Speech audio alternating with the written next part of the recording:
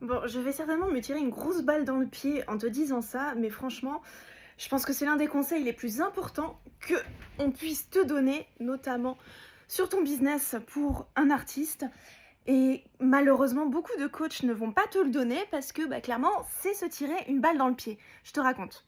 Pour moi, le meilleur conseil qu'on puisse donner à quelqu'un, qui est un conseil 100% gratuit, mais qui peut vraiment faire la différence, c'est ne va jamais, jamais chercher des conseils auprès de quelqu'un qui fait moins bien que toi. Concrètement, ça veut dire quoi? Cherche un apprentissage en tatouage, par exemple.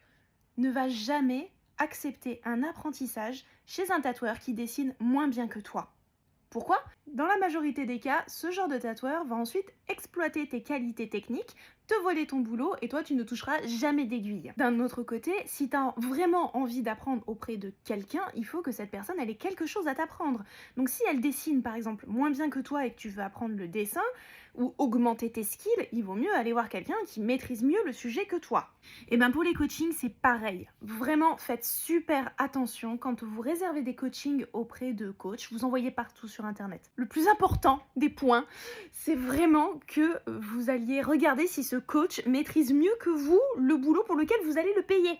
Alors je sais, ça peut paraître complètement dingue de dire un truc pareil. Par exemple, dans mon cas, si tu dessines mieux que moi, si tu t'en sors mieux que moi lorsque tu tatoues, si tu as des créations qui sont de bien meilleure qualité que moi, si ta communauté est meilleure que la mienne, ne réserve pas de coaching chez moi en fait. Et tu verras, c'est applicable absolument dans tous les métiers.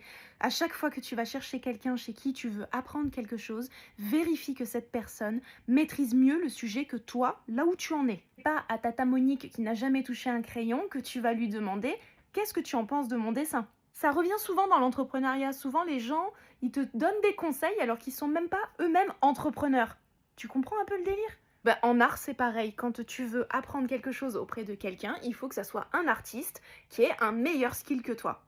Voilà, je pense que je me suis tiré une grosse balle dans le pied parce que vous êtes certainement très nombreux à faire bien mieux que moi, mais sachez que c'est le conseil le plus important et appliquez-le à tous